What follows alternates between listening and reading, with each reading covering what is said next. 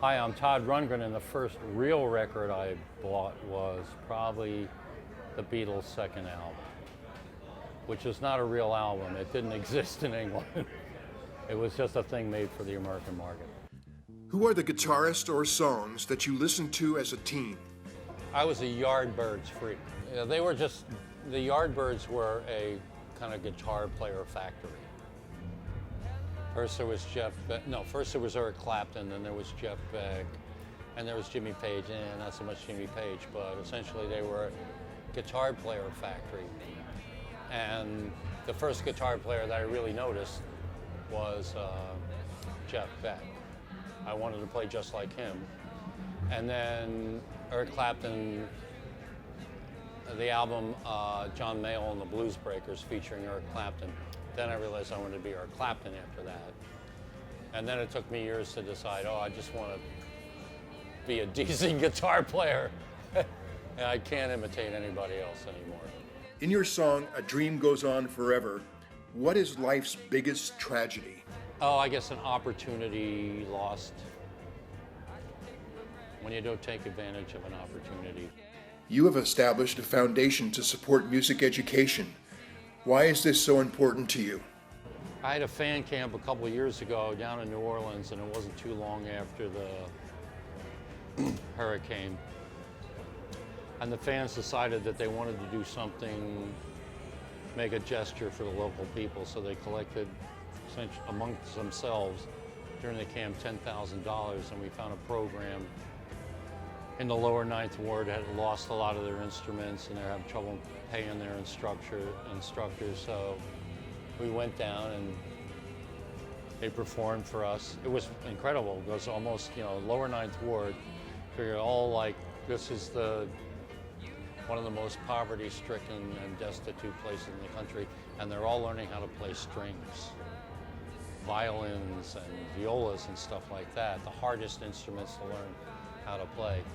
And we got really impressed. We gave them a big fake check for $10,000 to help the program. And the fans felt so good about it, they wanted to continue it. So we established the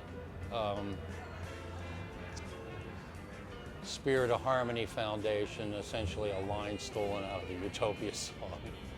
And the foundation essentially is advocating music education in schools wherever possible, supporting programs that will supplement that wherever possible.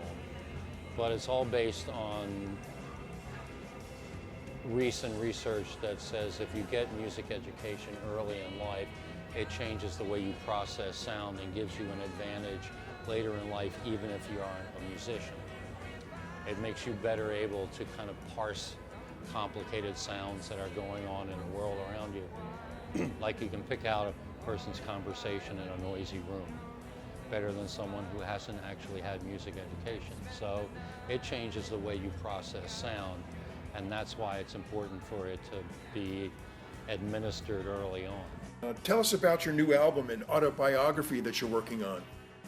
I can't tell you much about the new album except it's going to be massively collaborative, unlike most of my recent records.